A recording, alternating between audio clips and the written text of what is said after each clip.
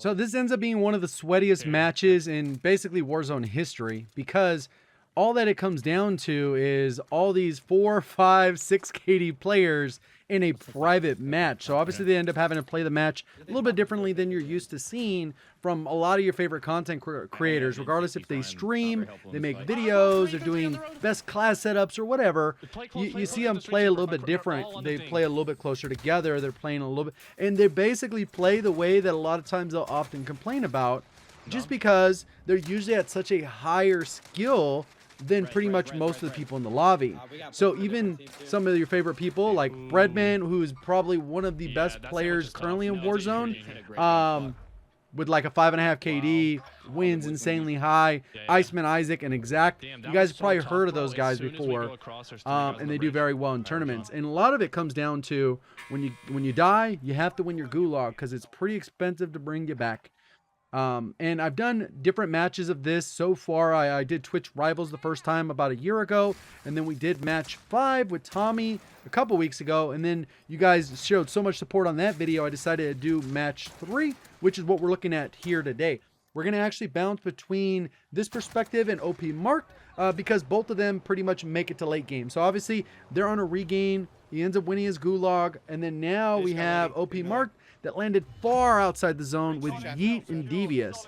And they're following the similar strat that you would use to farm wins within Warzone. Difference is you're kind of limited on how many recons you can do. So this is kind of what we're going to look at for today's video, since a lot of you guys said, hey, could we see a couple other perspectives? If you guys are interested, let me know down in the comments section. Hit the like button. If you want to find your way back for some of the future ones, just double check, make sure you're subscribed, because I'm probably going to do, you know, Twitch Rivals match 1, match 2, and match 4 at some point, and we'll kind of look at those perspectives to see how they played it differently, because as the matches go on, they kind of learn from those behaviors, because most of the time these guys don't get a lot of experience on this, because there's not really a good fundamental way to get 4 KD players in the lobby on a regular basis.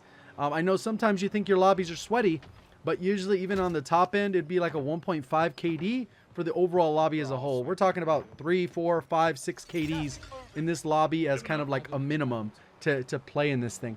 And one of the format changes that they made with Twitch Rivals that I really enjoyed, I think it'll be nice if they tweak it just a little bit further, is that placement allows you to get more points multiplying your kills. So you end up with 10 kills, get first place, it doubles that score, and you end up with essentially 20 points. If you make it all the way to the end with 0 kills, even if you win the match, you'll end up with 0 points. And that's one of the issues where it's like, well, you should get a little bit more points for that. I think they'll change it. Hopefully they have more of these in the near future, because it generally goes like 6 months until they do another one, right? So we're just kind of going through, and you can see they've marked people. They have a UAV. You can see this is trios, so they already know where kind of they're at. They're going to be a little bit aggressive. They got their loadouts. They're going to try and third party this, since it looks like either 2 teams are fighting or something's going on here, where they're able to just, you know, take people out, team shoot. They stay relatively close. So a lot of this comes down to clear comms, and it's nice when teams have that chemistry, so they know how to push and talk to each other and provide feedback breaking down these scenarios, because not everything goes your way. Obviously he's trying to get a different angle. His teammates are still up there. That allows him to get an easy kill. Devious got that player down. He's getting sniped. He's low on ammo. One of the kind of fundamental things that OP Mark's team generally will do is they'll try and get the loadout, couple recons, munitions, armor box. So you're basically prepared for all scenarios. Self-revive, UAV, precision, pretty much anything that's going to pop up. Satchels, gas mask. So that you can be prepared and have 3 players intact at the end, because one thing that they have changed in these private matches that they haven't been allowed to customize yet is the fact that when you get downed, it takes like 40% longer to be revived. So, and the crawl speed is like 50% slower, so you move way slower. So if you end up getting downed in this thing, you're heavily penalized. It's very hard to loot up, even with, you know, 150 players everywhere on the map. It kind of, you know, allows for a lot of those conflicts. So right at this point, there's still, what, 101 players? Then have won 1 kill. They've managed to control the area. They've accomplished their goal of getting a couple recons. So now they kind of already know where they're at. Back to Breadman. You can see he has a floor loot street sweeper before they swap that out with the update. This is before the AMAX nerf. Even though most people, I think, would still probably use the AMAX street sweeper in their loadouts just because of how broken they can be within their critical range. You know, within that 5-6 meters, they're just kind of completely broken. 18 shots, reload slow, but you can kind of deal with it. So Iceman Isaac is hunted in this scenario. You can see kind of they're all in this stairwell. This is like a perfect spot to prone in. If somebody's going to come up, even if they're heart beating, they don't really know what level you're on because heartbeats don't give you height. It usually only gives you distance, right? So even if somebody comes up, they're coming up. He'll be able to at least take out one, possibly two. There's the one, backs off, and then allows for the teammates to come in there. Somebody did throw a stun that was royalized. Down and out. He gets a chopper to reload, and you see a lot of that happen with bait and switch. Obviously, they're still using the rose skin because nothing changed with the rose skin. Pretty much everything I've seen has to do with lighting. So then they end up coming from the top. They thirsted. Can't overly be aggressive there because if you lose two, then they're already bad because they all already went to the gulag, right? They had a rough start. And one thing I mentioned heavily in the last video when we talked about this is there's a lot of people probably watching this video but like, well, I'm never going to be in a scenario where I'm going to be in a 4KD lobby. But the difference between the top end and the bottom end is very small. Just like skill-based matchmaking generally is, where there's, some bad players, most people around your skill level, and a couple people maybe a little bit better or worse than you, depending on your skill level. So a lot of times skill-based matchmaking does this clamp effect, where you're going to end up with lobbies where people are going to be closer in skill than it would if it was just random, because there is a lot of bad players out there that maybe just don't know the game or they don't take it that seriously, and that's perfectly fine, but they would randomly be in your lobby if it was based purely on connection. We know it's not, but a little bit of how they move around the map, how they reload, how they reloot, regain, get back into the mix with their loadouts, get money for buys, res, all that stuff is very similar to what you go through, because most people around your skill level are going to be just as good as you at the game. So you have to play a little bit more tactically. And in the particular case that we saw with OP Mark, they already started rotating because they already knew where the zone was going to finish because they did a couple recons. In this particular case, they died so quickly at the beginning, they're spending most of the match playing a little bit more cautious, passive, more than they would normally. And this is how you would have to play it if you were just a regular person, which pretty much anyone playing the game is, in a regular SPMM lobby that you don't have a 5 KD. These guys are monsters for a reason. They play the game 8 to 10 hours a day. I understand that's not realistic for the average person. I definitely don't play that much. I probably get in about 15 hours a week. I don't play the game nonstop like a lot of these monsters. But you can still see the fundamentals on how they're playing this. So he ends up crossing, gets destroyed, and you can see the teammate takes off. There was ended up being a couple there. He did ping them, so the teammate knows where to go. This guy popped dead silence, comes in, takes him out with the Susat Krig. You can see the Berthas and the vehicles moving across the bottom of the map. And then what they're saying is, hey, Exact can buy Iceman Isaac, and then he could drop the money. And then Iceman Isaac can come in, swoop in, and then he'll be able to buy Breadman. Because a lot of this ends up being a numbers game where you can trade people out. If you're only a solo, literally you're screwed. Because everyone is going to be holding hands when there's over $100,000 on the line, right? So you can see there's a hard rotate. They got to go towards the edge of the map. Got a long way to go. And got a few shifts, and they don't have any of that information. One other point that I will add is I've already synced up the gameplay. So literally when we swap, it's at the exact same moment. And I'm pretty sure a lot of these guys posted it on their channels. So if you want to check it out, their Twitch links will be down in the description, as well as their YouTube channels that they post on their YouTubes. So you'll be able to look at what those gameplays look like. If you want to hear all the comms, you want to hear the parts that I cut out from swapping. If you want to learn, about their loadouts they used and how they played it, jump into their chats, pick their brain. They have way more playtime and hours than I do. Obviously, I analyze a lot of stuff, so there's that. But at a certain point, they are very talented and they do certain things a certain way just because they understand how competitive these matches are. Okay, I think we fucking. So he kind of came out a little bit further, kind of rotate back in, and they can kind of see what they're doing. And what they really are trying to do at this point is they want to assess if somebody's already there. In a normal match, if you rotate super early, 9 times out of 10, somebody is not there. If you play like that and you want to get an easy win, do a couple recons, look at where like a premium power position is. You have to do a little bit of guessing if there's like multiple power positions in the area. Or if you have a vehicle, or if you don't, if you have certain loadouts, or if you don't, if you're all alive, if you're not. You have to play the situations differently. And they can see kind of the helicopters getting all the brunt of it, so they're going to be able to come in. It's low health, and he's telling them, hey, I'm going to bring you up on there. And they have to identify if somebody's here, right? Because more than likely somebody is. He jumps in. They're listening. No one's going up. They are second floor.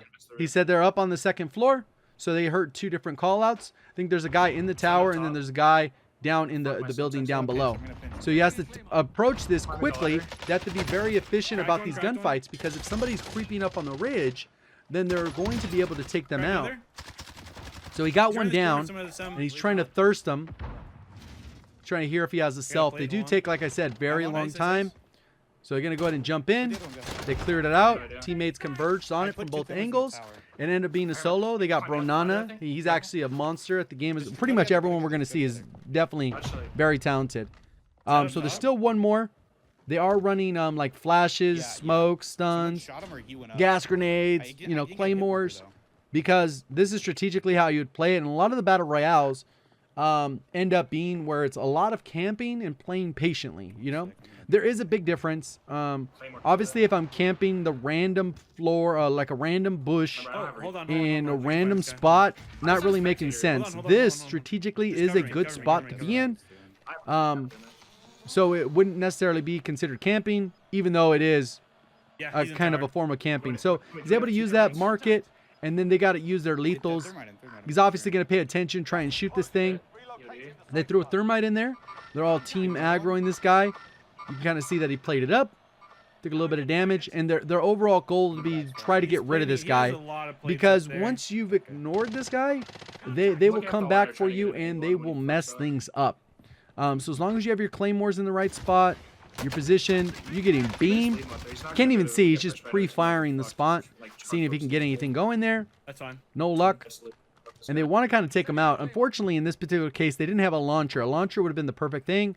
You peek up into the tunnel, boom, launcher. You do a couple of them. There's no way to avoid it, even if they have EOD. So he's just peeking again. I have a spectator. I feel like I almost hits him and then gets demolished. Backs off. That guy can't really push. The thermite almost did what it needed to. You can see he's losing health. There it goes. He's going to hold the lane so that if the guy decides to jump down, he's good to go. The guy doesn't know 100% that there's 3 people unless Bronana was with him and he could have said, hey, kill cam, they're all 3 alive, you know? So you really have to pay attention to those kill cams. We're back on Breadman's. You can see that way to the far right, way to the other side of the map. OP marked is already rotated. They're in the zone. They're coming around through lumber. They do have a bounty on Teep. And that's one of the things that's kind of crazy in this is when you grab a bounty in a regular pub match, most of those players are, you know, average players. Even if they're above average, they're not like 5 KD players that you're rolling up on. So when you get in a scenario where you know that this person's Teep, in a head-to-head gunfight, it's a 50-50. You know, if it's a 1v1, it's a head-to-head. One person can go down this time. They play 100 times. 50 goes one way, 50 goes the other. So in a lobby like this, everything has to be strategic and based on positioning. Obviously, you could hit the random, you know, nasty quick scope, or you can, you know, have some nasty flicks where you're able to land those quick scopes and take a player down. You get a trade out. But right now, they have to play very smart since there's legitimately only 2 of them in the lobby because Exact went down, and they've already gone to the point where there's no one going to be revived. He was able to get an elimination there. They're going to go ahead and shoot up this heli. They have to worry about ammo. He's only going to have 130 bullets or so on his FFAR. Oh, this is pre-nerf. And then he has his Car 98, which is for the snipers. A lot of keyboard and mouse were using that just because those snipes are so valuable in these types of modes. And they don't know when they rotate. They're going to end up rotating into OP Mark's team. And the nice part is because that guy's up in the tower, they're not able to hold this edge the way they would normally. So they do get a little bit of freedom besides the guy up top, right? The guy up top can cause a lot of issues, especially if they have self-revive, maybe peek something that they otherwise wouldn't. They got 1 minute, and they're pretty much at this point, quote unquote, playing a traditional battle royale. They're just kind of holding the edge, and then they're going to rotate up the edge, slowly moving in. Because that's kind of the situation they're in. They weren't able to get contracts done. They're not able to use the money they earned. You know, they're not able to do the things that you would do in a regular public match if things were going well. They have to play it as if they're regaining. And a lot of times content creators, if they're like trying to go for 20 plus kills or whatever, they'll just leave the match. Like, you know, it's not like a thing. So with these, they're going to play out for obvious reasons. I can't hit. I'm pushing him. It's a solo, bro. So Iceman Isaac says, I'm pushing him. It looks like a solo. I think it is. So a little bit of an aggro push. On me. Literally right on me. He says he's right on him. He's going to take a different angle. Throws a stun. Tries to help him out. Looks like they got him. Whoever it was, they were probably in a bush or something like that. Hiding out. Also, it's important to see when loadouts drop. All those typical things you would do in a regular lobby. But obviously, you have to be on high alert for the whole 5 or 6 hours of the tournament. I got a custom street sweep. Okay, so he ended up getting from floor loot. He ended up getting some other guns. He said a custom street sweeper. And it's 4th circle. Okay. So there's still 18 teams, 42, 42 left. What do you have? Let me know, because I actually don't want a street sweeper out here. Yeah, I agree. You can have my far. I'm gonna be sniping anyway. Yeah, you can have my far. No, so they're talking about loadouts. He's gonna drop his FFAR for Iceman Isaac. Street sweep. I'm built different. All right, we can go this one. Because he's going to be sniping. So you can see they're creeping up the edge. They already kind of have an idea that nobody should be really close by. Except for maybe one team rotating hard edge by the line, right? Because they did kill a team there on the edge of the gas. Now they're just kind of positioning up. Not over peeking. Because like I said, if you get thirsted, they don't have self-revives. They're kind of in a bad spot. AMAX street sweeper. Okay. Well, we should get up in these trees and just play. Yeah, 100%. This little gully right here. Yeah, as long as there's not a team behind us, they could be playing super slow on these hills. Yep, so see, they're aware of it. If somebody's going to be coming up, that's where they would wrap from.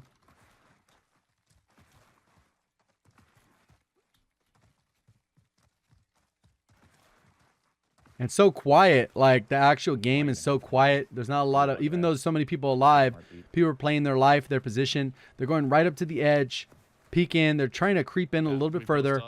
There's a loadout. See, notices the loadout. So that's automatically a red flag that somebody could be on that side of the map since it's not their loadout. So he's peeking both sides, trying to not get shot in the back, using the trees as cover, constantly moving, and trying to pay attention to see what's going on there. At 7 right now. We're only at 7, so we definitely play placement here. So what he's talking about now is they only had 7 kills, so they need the placement points. So if they get first, they'll only end up with 14. Obviously, they get a couple more kills along the way, so that'd bump them close to 20.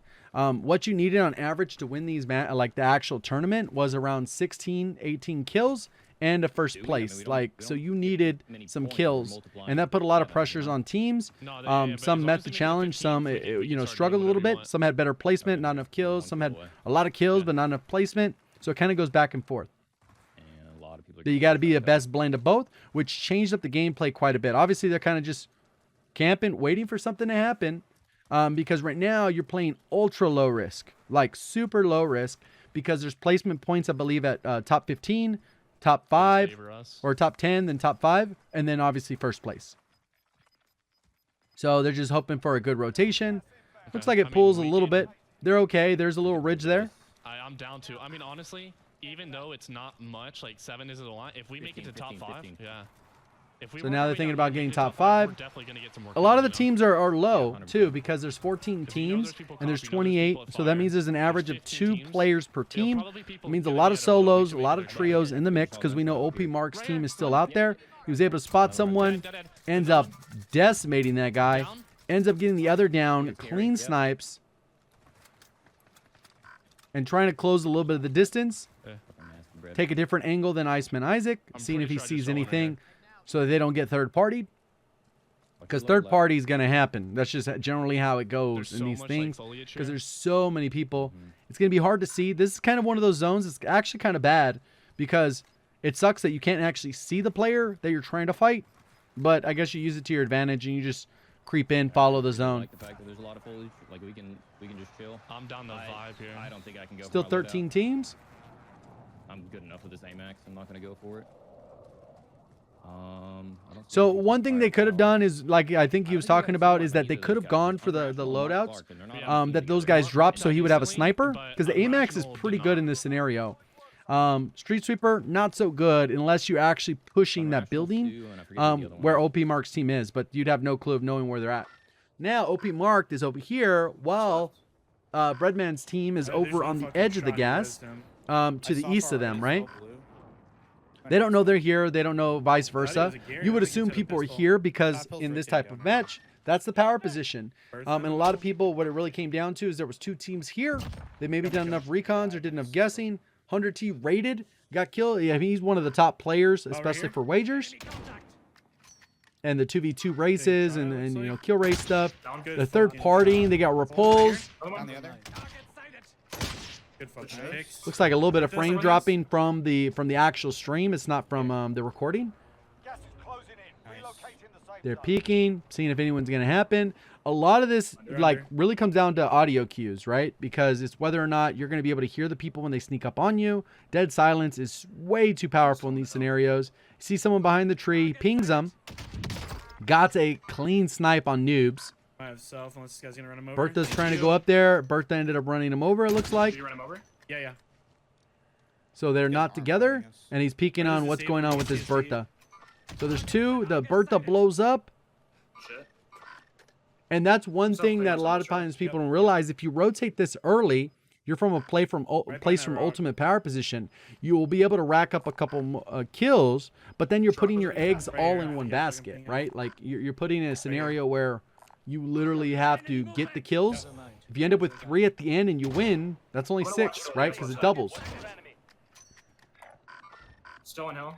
It's crazy how you can hit somebody like so easy when they're running Rock. split out of muscle memory. Oh, switches to AMAX. He's gonna beam this guy as he comes out because the gas is rotating. It's 26 seconds. They're gonna You push. might get pushed. You're gonna get pushed. You're gonna get pushed. Watch out He's for worried the- about getting pushed because they did get it down. They will make that aggressive play to clear out the house. Remember window jump. remember Luckily, window they have the claymores. They were able to take out I one. gotta play it. That was a team wipe. There's only 3 other teams left. A total of 6 players, so everyone's still mostly in duos. They're close. It might be worth to go up on the roof right now.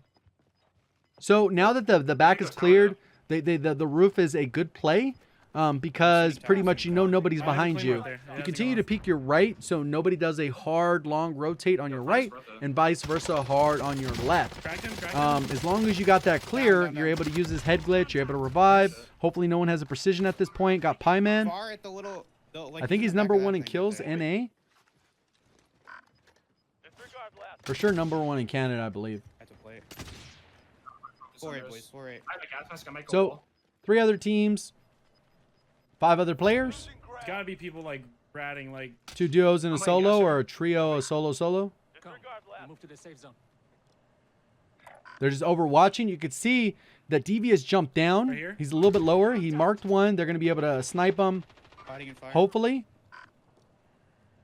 he's right behind this. There, move it.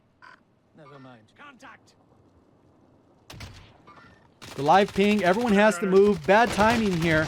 Cracked him, nice. Iceman, or that wasn't Iceman Oh, Isaac. That was fucking Braxton. He just comes pulled one, he over. just pulled one. It's And 32. then I think Breadman just died He's over right there. from us. And then now we have somebody over here. Look at the Yeah, yeah, stun. one's This close. is a really clutch Street stun. Sweeper I think guy. if they could I'm replay stunned. this scenario, it ended up breaking his armor. He ended up kind of in a bad situation, jumping Right back on the into Bertha. Bertha. Kind of got screwed there as they jumped in. They got down. They didn't have self-revives. Then it's a 1v1 against Kaylee before Yeet can get up, self, I'm gonna you know, check mark him. He has no replayed self- up. no self behind And they him. have the perfect rotation here, where it's basically a 2v1 Let's move. Never mind. from Wait, different blind angles, loadout, blind loadout, and they have to blind loadout. push. She's not getting deleted. They end up getting that the clutch there. So let me know what you guys thought down in the comment section below. If you'd like to see another match, definitely make sure you hit the like button. If you're brand new, want to find your way back, double check, make sure you subscribe with notifications on. Definitely go ahead and check out Breadman and OP Marked. Links near the top of the description. Appreciate y'all supporting the channel. Thank you for watching. As always, have a great day.